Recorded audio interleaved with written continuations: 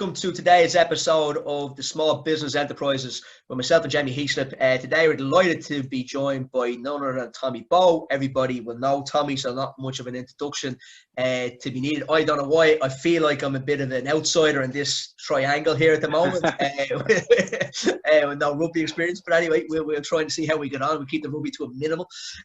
Tommy, before we get in, congratulations on the baby. How old's the baby now? He's 12 weeks. 12 weeks, Jamie Bowe, yeah. Named Jamie after Bowe. that famous rugby player, Jamie Roberts. Good old Jamie Roberts. Jamie, you're never going to hear the end of this. He was only dying for it, Yeah, well, to be fair, anybody who's asked me about it has been going, it's an inspiration, Jamie Heaslip, and it's made me want to change the name, to be fair. But I couldn't change it to Gordon. Imagine Gordon Darcy. There's very few names out there without rugby players, so I'll be struggling. Oh, brilliant. And actually with Bowe, it's even harder because you have Dickie Bowe, which will be Richard. You have Harry Bowe, which of course is the Sweets. You have Colin Bowe. Harry Bowe would have been You have Wayne Bowe. Bowe is a hard name for a boy. we could change this interview series to baby names to help people put their names together for their kids. Listen, that's a business idea, to come up with a good name for your kids.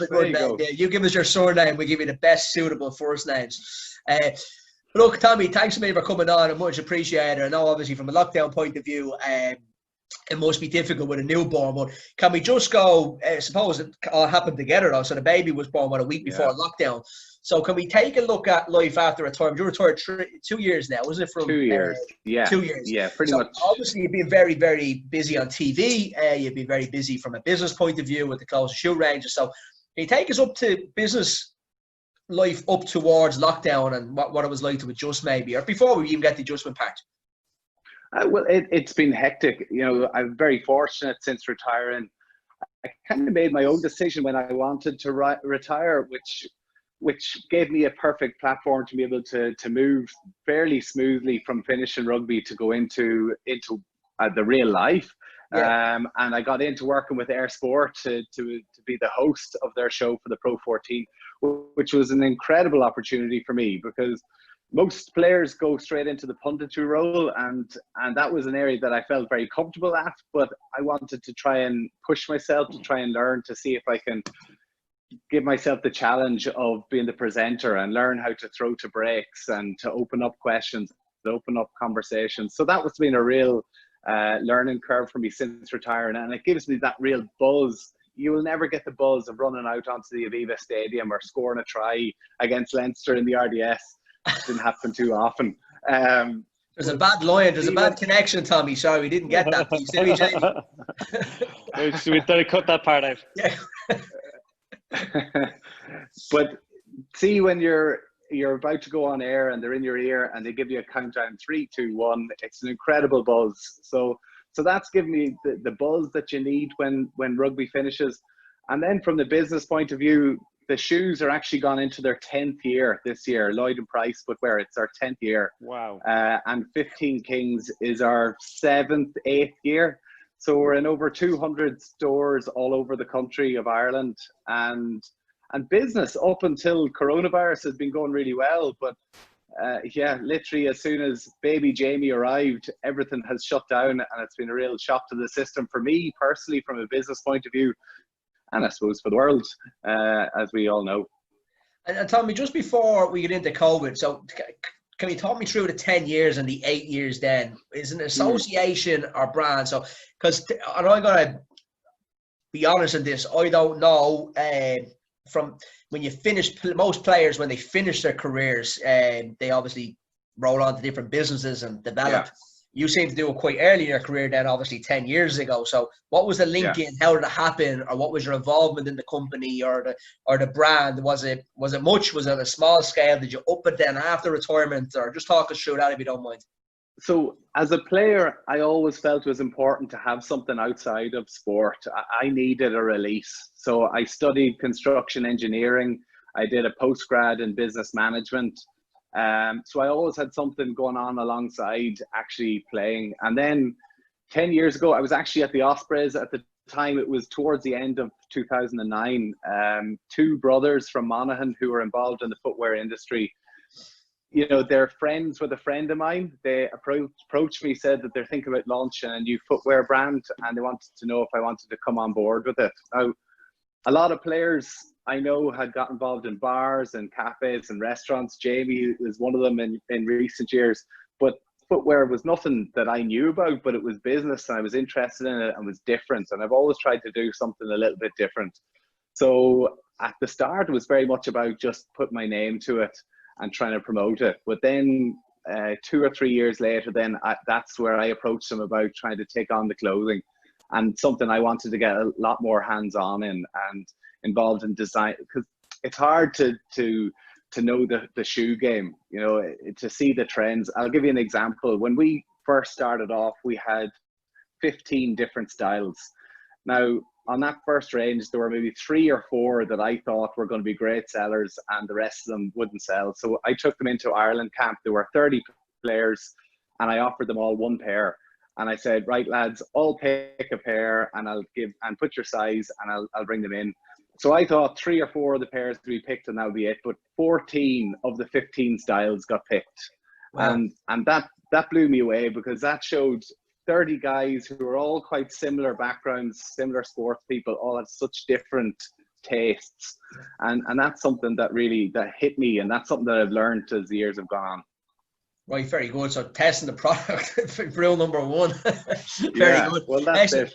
And then, so you got to the end. So you end the playing career, you retire, and then you get back into the clothes part, or the clothes business with the same 2 brothers. Obviously, so you just expanded the range from footwear and the clothes. And how did you find that, Tommy? How was hanging up the boots, they say, and getting into something like that so different, like, and how much time to consume? But do you know, Paul, when I was playing, every Wednesday I had off, or every Saturday or Sunday, I was on the road. I was down visiting shops. I was down in the warehouse in Monaghan in the evenings. We were looking at different brands or emailing me through. So it wasn't a huge difference in what I was doing. But the big thing is, it's easy to be the face of a brand when you're a professional rugby player, because, you know, professional rugby player, whether you're playing for Ireland or not, you're still kind of seen as a rugby player. But when you retire, you're just another retired rugby player. So you have to try and keep yourself out there. And it's very important for me to be, you know, get down to the shops. And, you know, I could be going to Newcastle West and Tralee and West Galway up to Sligo, Ballybuffet, to just visit the shops, check how the products are going. And I think that face-to-face contact is something the likes of a Tommy Hilfiger and a Superdry and a Gant, they can't offer that. And they're the brands that we're competing against. Well, very good. Brilliant. Tommy, and with that, like, I mean, enjoyable, with face-to-face obviously being a big part of the business, you know, how has, you know, COVID hit, you know, that business? I mean, it's pretty obvious that there's no sport on TV right now. So, you know, that you're not being able to broadcast shows, and hopefully that will come back. But what about the retail business? Because there's so many stores out there that you must have been dealing with. And was it 200 stores you said? Is that what you said? Yeah. Yeah. Like, you know, what's the feedback you're getting from them, and how are you all trying to work together to try and, you know, help them out through this? Well, it's something that I tried to do from the very start of the lockdown, because retail and the high street is an area that's been hit so hard before this coronavirus. So through Retail Excellence Ireland, who are kind of the board for all the shops, I've been trying to offer my support to them. I've been talking to the Finance Minister, Heather Humphreys, to try and offer some support and see if I can try and maybe not lobby for the shops, but even try to push the government to try and help out the shops, because, you know, the high street is struggling. It has been struggling for a long time, and certainly this coronavirus, with the strength that Amazon and online has got, and these big companies, it's going to be even more difficult. But personally, I believe that the shops, and there is a real push to local. I mean, I know personally, instead of being going to the Tesco's and the Aldi's, I've been going down to the local butchers and the bakery and the delicatessen and picking up my food every week, because I feel it's nice to get that personal touch. And I do believe that when this lockdown finishes next week and in the coming weeks, that there will be an opportunity for people to get into shops. It's just, you know, people want to be able to get out there and to get that personal touch and a friendly smile again. So I've been trying to talk to the retailers, see how they're going with it. But of course, you know, they've been closed down for a long time with no money coming in. It's been incredibly difficult for them. And Tommy, do you guys do online, or what's from a distribution point of view, and how are you handling that with your retailers if you do? We do online, Paul, but we don't push it. Yeah. If the shops say Greens, which would be one of the big shoe shops in Galway, they have a couple of different shops. They have quite a good online store. McElhinney's, there's quite a few of them push their products online. We can sell online, but then we're taken away from those independent stores. And Joe, a fair play to you, Tommy, because that's something we spoke about that before, myself and Jamie, another guest. It's hard when you're supplying shops and they're going through COVID-19, which is obviously a disaster, for you then to say, oh, well, I can just go online and, you know, sell direct to the public, because it will ruin relationships. It have to piss people off, I suppose, really, you know, it would me. You know. Well, that's it. I mean, there's no point in, if you go into Best Menswear in Dublin and you try on a shirt and they don't have the medium, but they say, listen, we'll have it in for you tomorrow, but you can just go online and buy it online off us. It kind of takes away from the sale from them. We're trying to create a good product for these shops to be able to sell, an Irish product that they can sell that is competing with these big worldwide brands, and it's fun. You know, it's tough to come up against these brands, but I think that the shops appreciate it, and certainly the feedback I get from it is brilliant, but it's brutally honest too, because it's a tough world out there. And have you seen any kind of innovative ways that shops are trying to adapt, Tommy, to what's going on? I know we talk about online and you guys want to support the companies by not really leaning too hard into that, but have you seen anything from the shops that you've been talking to? Yeah, like say you have EJ's Menswear, Sligo, who would have a really big following on the likes of Facebook and Instagram and stuff. They'd be doing live shows with Tomás O'Shea, interviewing Gaelic football stars, Shane Lowry, and trying to drive people to their website. You have other shops like Scanlon's, who are very prominent on Instagram. But actually, the one that I think's been really impressive and I hear is doing really well, it's just a small shop, a ladies' shop, Wild Pear in Tralee. Joanne and can't remember the lady's name, but they're just putting pictures up on Facebook and just with their phone number underneath and just saying, you know, girls, guys, this is a lovely pair of shoes. What do you think? And people are just picking up the phone, calling it, it gets sent. So it's almost the more simple, you know, as opposed to having to go through a website and go through this, they're just picking up the phone, calling it and getting it delivered. So people want simple at this stage. I think that the way women shop is very different to the way men shop. And certainly, I don't know about you, Jamie, but I don't think many men have been gone out to go and buy new shirts and jeans, whatever else at the minute, because they don't need it. But hopefully when this all finishes and people start to go back to work, they will have to kind of update their wardrobe a bit. Yeah, it's interesting you mentioned Facebook as well, because they brought out that kind of online shop format now to compete with the likes of Amazon and that, and try and help SMEs and small retailers, because kind of, you know, Amazon are definitely stealing or not helping.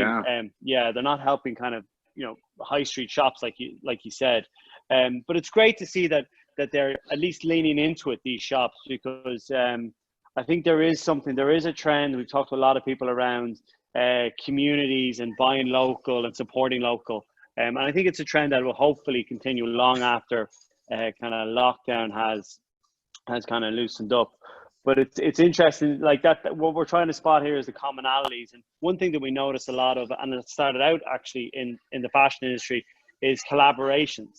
And I'm wondering if have you seen any interesting collaborations, or have been approached even, but interesting collaborations with in the retail world? Listen, there's lots of collaborations with Comme des Garçons and Nike, or Puma, these big brands that are able to do these cool with an artist and kind of put their picture on the front of a Converse shoe. Of course they're able to do that. But I think in the retail world, it's going to be very much a case of small shops helping each other. They're all in this together. So one shop who's on the high street, it's about trying to promote going to the shop next door. And it's, these guys would have been very dog eat dog, I'm sure, in years gone by. They're all trying to fight for that bit of business. But now it's an important time for them to try and stick together and trying to find that collaboration that they can all help each other, because online is difficult. It's making it hard for these shops, but I still think that people love, online will always be, it's going to get bigger and bigger, but I think there's always going to be that, people always want to go to their local town and visit their local shop, because these are families, these are people that they know. This is, somebody whose son is in your son's class, and I think there's that kind of relationship value. And also around Ireland, DPD are going on about how many parcels that they've sent out. But I mean, of course they have, because 18,000 shops haven't been open. So of course they're going to be selling loads. But I think that, the delivery service isn't quite as good as it could be. So people want to just go and get a shirt for the weekend set. Tommy, that's come up with a couple of people. This is our 4th or 5th interview, and, dealing from Bujo Burgers, to Cali Foods with Tom Gannon. We've had 3FE on, we've had Colin 3FE.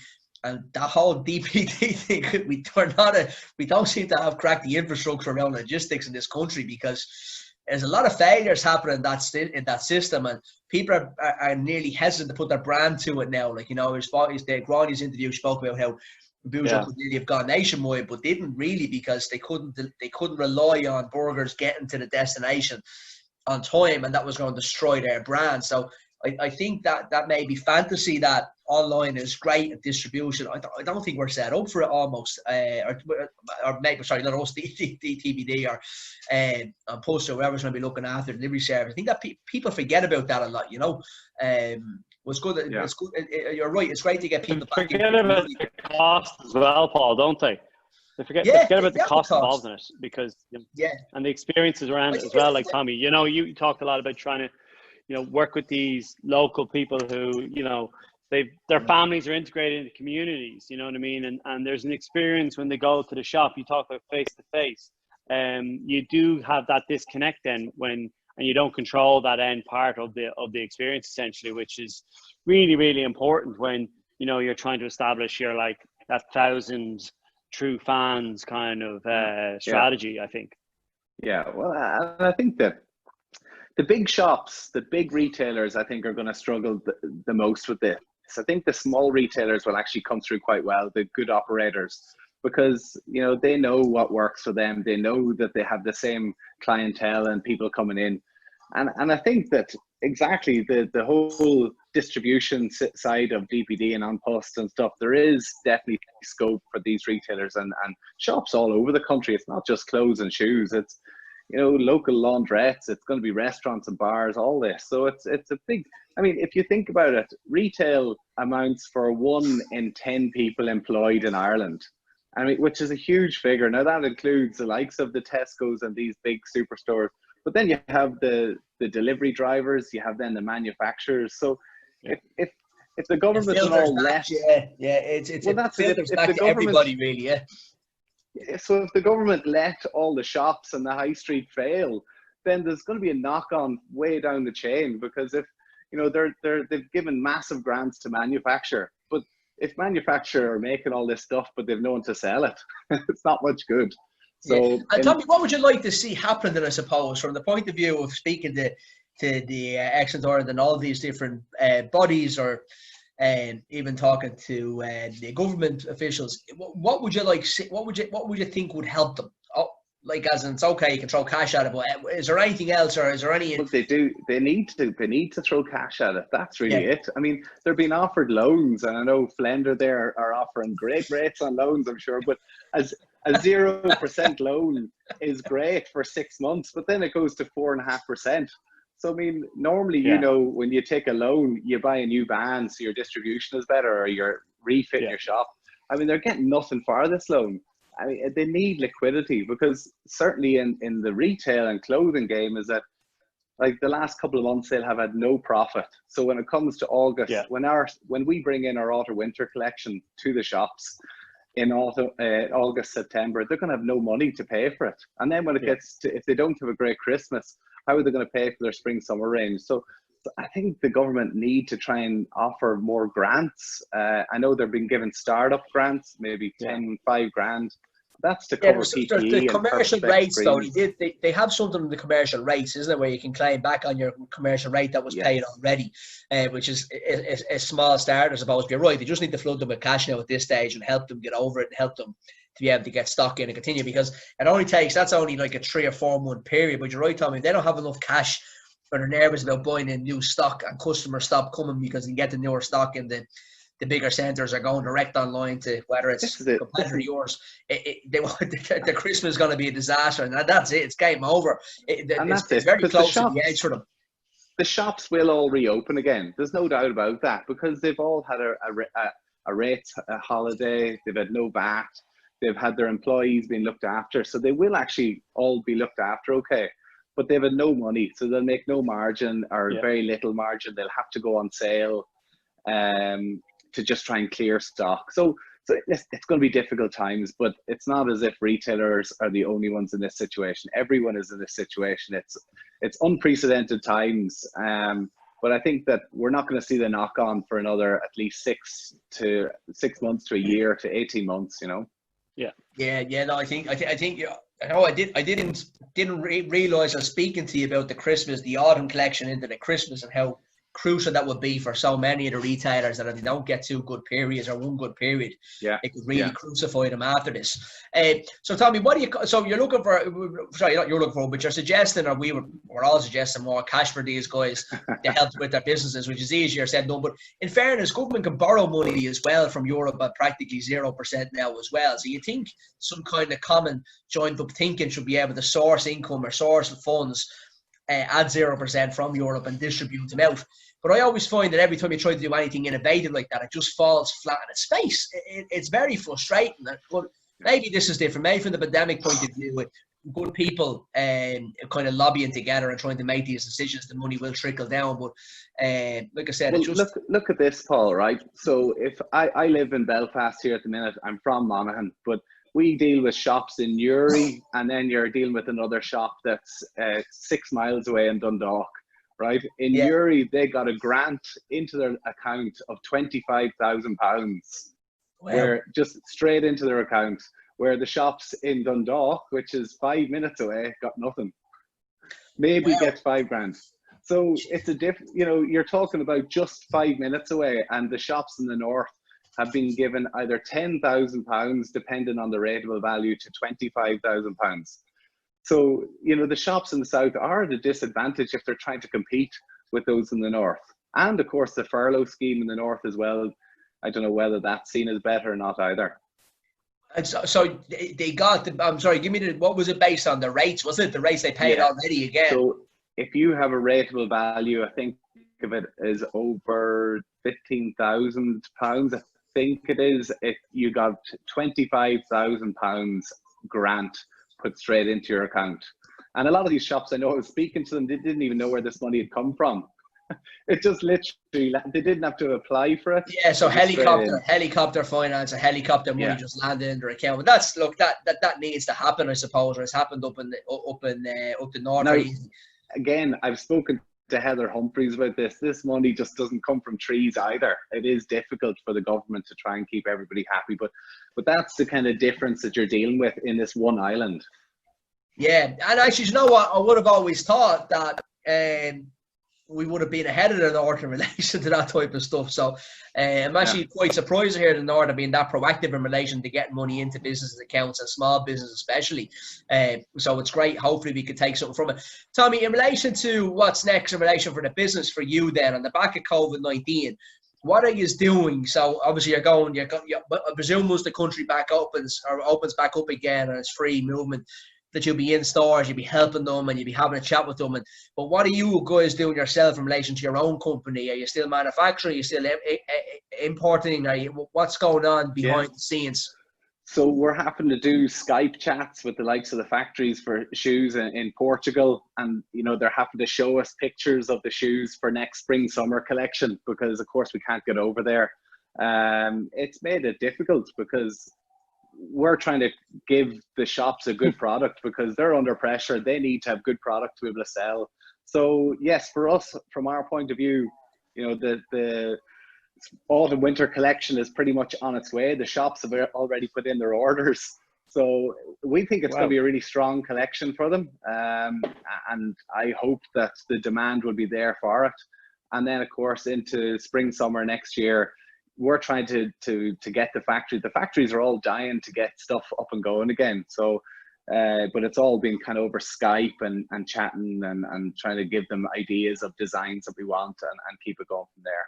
But it is difficult. Do you see that changing now going forward? You see more Skype meetings and Zoom meetings and more, rather than jumping on a plane to Portugal? Or is it because it's a tangible product? Like obviously it's a shoe or a short term, you need to see it in the flesh? Or would you think you're going to scale back on that now? Or I think it's easier in the fact that you can click up your laptop and you can be talking to you on the phone here and then show them a picture. So you can, where when you're in the actual showroom looking through stock, it's hard to, you're very focused on that. So in one area it is brilliant, but I think still being on the ground will give you that competitive advantage as well. Yeah, very much so. You can't feel the fabrics and that sort of stuff. So more trips to Portugal, just as a newborn arrives straight out to Portugal for a week to fit. But you know what? a week of sleep. This is the problem, because when I was a player, it was so difficult to get out to visit the factories. So that's something I've actually enjoyed since retiring, is having more time to be able to go out and get involved in that side of things too, which has been Yourself good. And Jamie are free now come September to go out which of you want, just to try on a few clothes, a few models for you if you want. Lads, it's all work. None of that partying lifestyle that you two are mad for.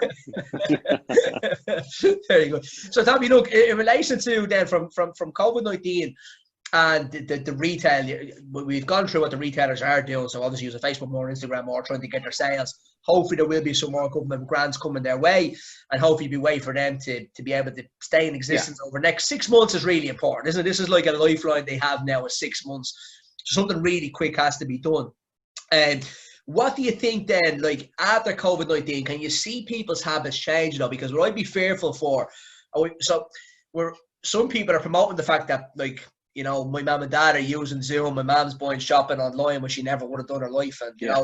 And, I won't tell them what age they are because she'll actually shoot me if I give her age out on the internet. But let's just say she's that age bracket where you wouldn't expect her to be doing stuff like this. So do you see those habits change for retailers, and the retailers have to adapt even more on the back of COVID-19? Are you concerned? Because you're obviously you've got a pulse of the retail industry, Tommy, from your experience now. You've got a good understanding. So are you concerned?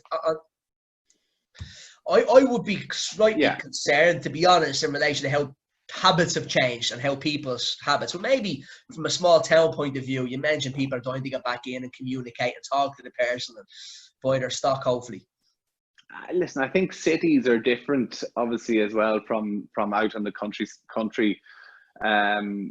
But yeah, there's definitely going to be habits changed. I mean, my dad has got onto Amazon to buy parts for his lawnmower. Do you know what I mean? I thought you were going to say shoes there. So I get no, he wouldn't dare. He wouldn't dare. But so everybody's going to be buying stuff online, and Amazon and online is great for buying odd bits and pieces like that. But me personally, from a clothing point of view, like my wife buys all her clothes online. I mean, we have stuff arriving all the time, and it drives me mad. But she'd buy 2 tops in pink and 2 tops in blue and send, try them all on and send 3 back. So, think of how much money they're losing by sending free postage and packaging and free postage and packaging back again. Actually, I was speaking to somebody on Post about this, Tommy, and Post are making a killing on the back of their returns. Yeah. So that's where on Post pick up more money. Like, the profit margin was ridiculous on this. I can't remember what it was, but it made a massive portion of their profit is the returns back. As you said, women are buying 2 or 3 of different things and then refunding them, and the retailer has to pay for that return. So it's not as simple as it may seem. And think about the shops then. They have to employ someone then to take it all in, repackage it, check that it hasn't been worn again, put it back into the warehouse again. That costs money as well, particularly if you're doing huge volumes, the likes of, say, an ASOS and this.r. So yeah, I think that online is super, but it's kind of a bit of a race to the bottom, because somebody might buy it. The difference between buying a t-shirt and another t-shirt, it might make over 10 cent because it's 10 cent cheaper. And I don't think, it is very much about those small margins. So I still think that there will always be space for good independent stores around the country. I think that the Irish people love it. I think we're different from the UK. I think the UK is very much about big brands and chains. It's kind of like America. But I think Ireland loved that personal touch, and the good operators, the good shops there'll always be a place for them. Yeah, actually, I must say, when we go away, Sarah go away anywhere in the country, like if we're down to Kilkenny or down to Galway or something like that, we always go in and buy or shop. And it is a different experience than living in Dublin, and having your Dundrum and going in. There's just no spirit in the place at all. Like, there's brand everywhere. When you go in, they're so, not saying friendly or being smart, but it's a different buying experience, and it is nice. It's something that will hopefully stay and hopefully be around for a long time, even after, hopefully. And another thing, Paul, I think will help is the fact that people will now not commute to Dublin as much. I think that a lot more people, I know so many people in Monaghan, where I'm from, who travel 2 hours on a Monday, or nearly travel every day up and back to Dublin to work, where people have seen these meetings work, so they can actually stay at home. So that means that if they stay at home, they might hopefully shop at home, which will save. That's a brilliant point. I think that's the trend, Tommy. That's going to really happen. It's going to swing back.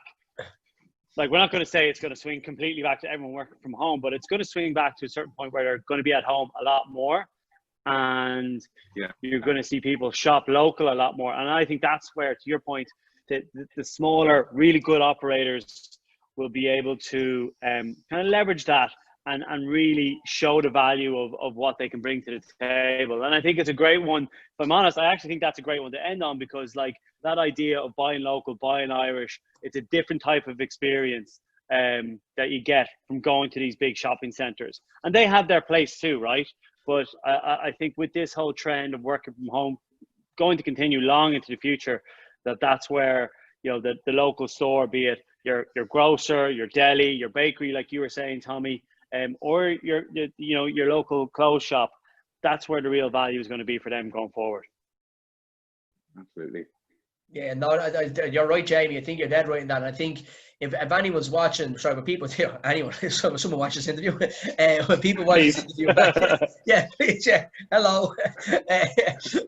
Sarah, my wife, will watch it anyway. I'll make her watch it. No, but no, what I'm saying was that if you're watching this video, if you watch this back a video and you can take the time to, shop local, make a decision. And even as Tommy has said already, it's about the butcher, the delicatessen, picking up a scone somewhere, doing something different than you probably would have done in the past. It's going to be great. We were actually thinking, we had a holiday book for this summer. I think we can actually probably still go by the looks of things over to Spain. But even Sarah was saying, look, we really don't have the holiday in Ireland this year, just to support Ireland. Yeah, I think you have to, it's going to be maybe the photo oil, they're back down to centre parks to do something with the kids in Ireland rather than going away to kind of help that tourism to give it a kick. So I think you have to put, actually I will say this, the green jersey, since I'm speaking to you two guys, that green jersey on for the year, and maybe making sure that money stays in this economy rather than leave it, because it's going to be vital, isn't it, really? Like, it's going to be a massive blood supply for that retail, any part of the economy to really remain robust. Listen, everybody needs it, and I think there is a lot of support for shop local, but actions speak louder than words and all these things. And I think that as soon as things open up next week and in the coming weeks and months, and people feel safe to leave their house and to go and visit these shops, it is important that we're a small island. We look out for each other, and it is a case of helping out those who we feel need. And I think this whole thing has shown us that a bit of kindness is being more important than ever. In the world that we're in at the minute, going and doing your shopping for your next door neighbor, or checking that somebody's okay, or checking in on your parents. Yeah, kindness, it goes a long way, and I think that that's something that we'll take out of this period. Yeah, no. You're dead right, Tommy. Dead right. Tommy, listen, that was great. Pleasure to have you on with us, and I really do appreciate it. Just before you go, who'd you name the baby after again? Don't mind me asking. Lads, we don't need to go there, right? We don't need to go there. Right?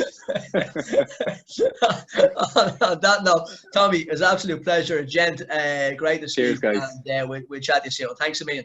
See you later. Thank you, guys. Thank you. Thanks, Bye. Tommy. Bye-bye.